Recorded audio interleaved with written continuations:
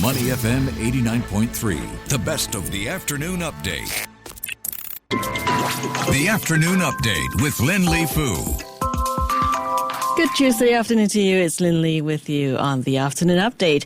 It's been a challenging year for Asia's hotel industry. According to JLL, investment volumes are down 23% in the first half of this year, and operators are grappling with persistent labor shortages and rising costs, all while guests expect faster, more personalized service than ever before.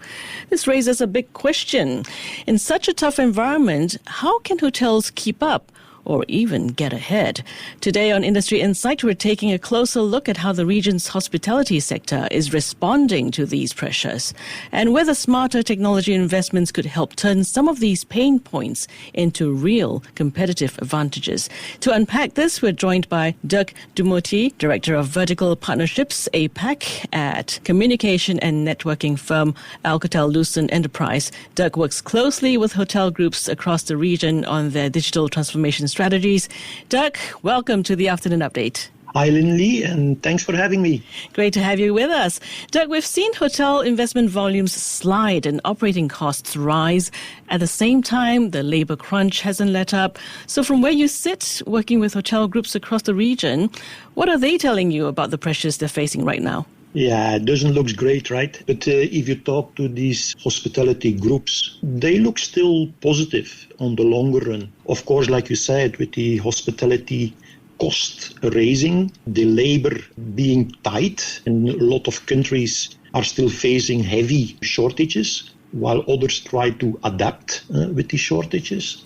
It is challenging, and mainly because of the occupancy rate, who is stagnating around 80%. Look at Singapore, they are now just slightly below the 80%. And it means they are getting closer and closer to their bottom line of making losses. So they need to keep up growing. And how do they do that? Are they, rethinking their operations more fundamentally? Yes. So if you look at the breakdown of their costs, you see a fact that the labor costs represent between 25 to even 40% of their costs. So that's a huge area. And when you have already a shortage, the only way you can do is, in fact, looking at digital transformation, is looking at elements, how you can, in fact, optimize your staff, how you can make sure that your staff becomes more efficient, effective, but at the same time not impacting your guest experience, or in fact to be exactly improving your guest experience. So it's really a balancing act between having your staff, keeping your staff, and in fact at the same time improving your guest experiences. Do you see this as a temporary squeeze, or are we looking at a fundamental reset in how hotels in Asia will have to operate going forward? For me, of course, coming from the COVID era, there is a lot of catch-up that need to happen. Between 20 to 25% of the staff quitted the fact during that period. So it's a lot of catch-up to be done. But if you look at the longer term, and there we look at 2030, the staff shortage is still there. Japan alone, for example, they are looking at missing 500,000 of people. Wow. So that's increasingly high. So they have no other choice than looking at other elements. Digital transformation, of course, is one of them, to cope with that and to convert that back to something that is acceptable by everybody. Okay. The thing is, Dirk, the talent crunch isn't new, but it feels more serious right now than ever. What are the biggest gaps you're seeing operators struggle with? So it's clearly with the staff themselves. If you look at it, it's first of all hiring the right skill sets. That's already very hard. At the same time, it's also keeping them. That's also a big issue, because you have other hotels who are starting to poach your employees. And that creates then, of course, an increase in cost. So it's like a visual circle that you really need to break. And the only way to break it for me, it's really going into that digital transformation and looking in how employees are working, how your whole operations is running, and see how you can smoothen it. Is it by using AI? Is it by using digital tools to make sure that your staff can cope with the demand, can stay happy at the same time, because a happy employee convert automatically as well in a more happier guest. So it's really creating that very thin line of balance between these two to make it work. And yes, if you look at our business, we are in the middle of that, talking about the digital transformation and how that the collaboration tools, in fact, can help in achieving that. Yes, because from a guest's point of view, they just want things to work seamlessly, no matter what's happening behind the scenes. So that's where you guys come in with your, I suppose, automation and integrated communication tools. That's absolutely right. Now, to give a little bit a view what we are talking about here, there were studies done that if you implement mobility for the staff, that means smartphones, this kind of tools, implementing collaboration tools, not only within your department, but across the full hotel operations, having mobile delegation tools, that alone can, in fact, improve your staff efficiency between 20 to 30%. So that's huge.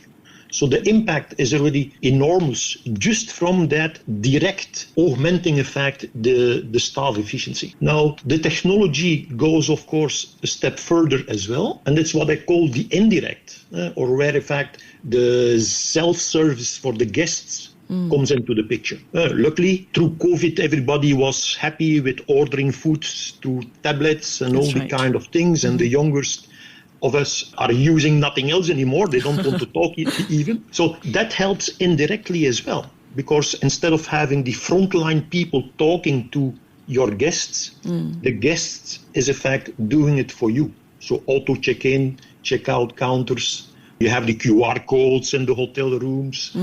You can now talk to chatbots instead of talking to a room service person. So there's a lot of technology coming in to, in fact, soften that burden on the staff and, in fact, augment the staff efficiency so that they have more time for the guests. And again, a better staff, a happier staff creates, in fact, also a happier guest. That's right. People are used to managing everything from their phones these days, food delivery, travel bookings, you name it. But Dirk, are hotels in Asia adapting fast enough to that reality? That's where the pain points lays. You have indeed the bigger hotel chains. They know that. The bigger hotel chain are doing a lot to implement, to move. Are they moving fast enough? You can debate that. But they are doing that effort, and they are spending a lot of money in the digitalization, AI, you call it. The more difficult ones, of course, are the standalone hotels, where they need to cope with everything. And that becomes almost impossible. They don't have the scale to implement it correctly. And that's where you see, in fact, hotels, instead of building new hotels, especially the hotel chain, they are very eager to take over smaller hotels, individual hotels, and convert them into their group, because building a hotel is time consuming but also extremely expensive, and the smaller hotels cannot cope with it, so everybody is in happy win situation.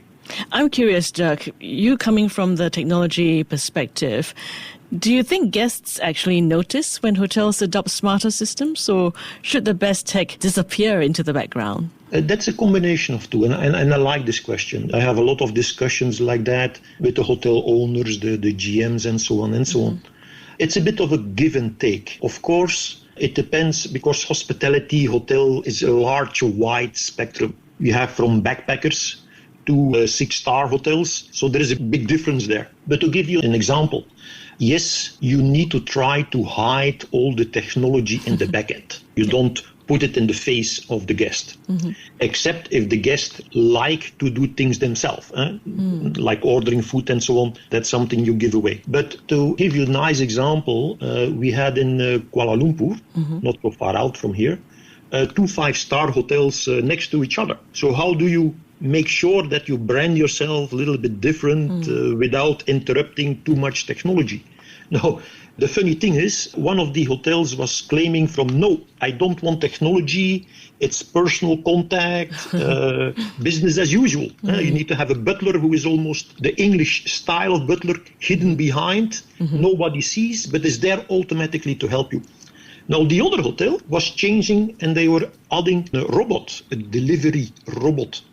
Now, the smart way they did is that when a guest came with the family, with the kid, and they went up to the room, they used that robot, they put a few chocolates inside, and they sent it to the room. Now what happened? Yeah, it's not a shock that it's not personal. Social media started to explode because people were happy to see a funny robot with the tablet face smiling, bringing chocolates to the kids. So the mom happy, the kids happy, starting in social media. So you get a buzz in social media around the technology. So it's always a kind finding a good middle ground between using technology in the good way and having the technology helping you out and saving or at least reducing the headcount pressure. Okay, let's talk more about business. I get the sense that technology is shifting from being a cost center to a strategic asset for hotels. What's driving that change? It's in fact all to do with the bottom line, right? So you need to be profitable at the end of the day. The margins are pretty thin, to be honest. Some hotels are in a few percentage, if they are not negative, going up to 10, 20%. So there is a big gap there, but the margins are not that huge. So they need to fine-tune their costs in every matter. Like I said, the labor is the biggest one. Right. But IT cost in general is still pretty low. It's only around 5%. Okay. So that means if you can increase that IT spending a bit, reducing on the labor cost, you can absolutely keep the extra percentage you need to stay alive and to make profit. The rest, of course, the utilities bill is also one of the elements. Don't forget that the utility bill for a hotel can represent up to 10% of the cost. That's right. Electricity, everybody likes to keep the aircon on the whole day. You know how that goes. But all the elements that you can implement to make your room smarter, detect if somebody is in the room or not, automatically reducing the temperature or increasing the temperature based on that. All the little elements are in fact the only instruments that the hotel business have to improve. That's right. Next, of course, the AI in doing the marketing and make sure that you get in fact the recurring business from the same guest. That's the other aspect that we are not directly touching on. Yeah. Talking about technology, whether it's low or high, given this tougher investment climate, are hotel owners and operators actually willing to invest in technology, or are these plans being shelved until the market improves? Like I said, somebody who is not doing it is losing out. So it's not longer, do I need it? It's more like, how fast can I get it? Then people start to understand that. And that's exactly what we are seeing now. There is much more interaction again about what collaboration can bring to the operator, to the hotel themselves, how that can improve the staff operations efficiency, and of course at the other end, how it works in the increasing the guest experiences. And it's really creating that, and it is part of my job function, it's partnerships. All the technologies need to be integrated and come together before you can really leverage on the individual technology bricks that are implemented as we speak. Okay, Dirk, we're running out of time.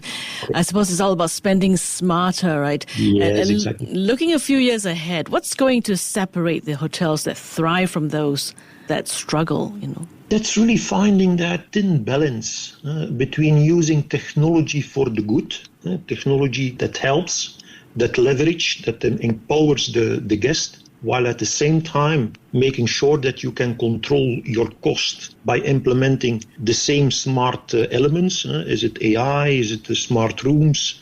Is it collaboration tools for the staff? To really make sure that you keep your costs under control while creating the ability for your guests to have their specific experiences and in fact making sure that they come back. Okay. And if you had to point to one make or break capability hotels will need in the next 5 years, what would it be? It's not a one-pointer, that's for sure. It's really moving and keep on going into that digital transformation path. And of course, and now I look a little bit to our own business, is really making sure that you have the foundations right to connect all that equipment, all the tools that you need. Is it on the Wi-Fi, all the secure connectivity you need, but also, and maybe even more, having the collaboration tools so that people can interact, delegate, have very efficient way in collaborating with each other. Okay, Dirk, we'll have to leave it there. So much to talk about. Thank you so much for your insights today. You are welcome, and thanks for having me again. And he is Dirk Dumortier, Director of Vertical Partnerships APAC at Alcatel-Lucent Enterprise, which is a communication and networking firm. You've been listening to Industry Insight on Money FM 89.3. Money FM 89.3.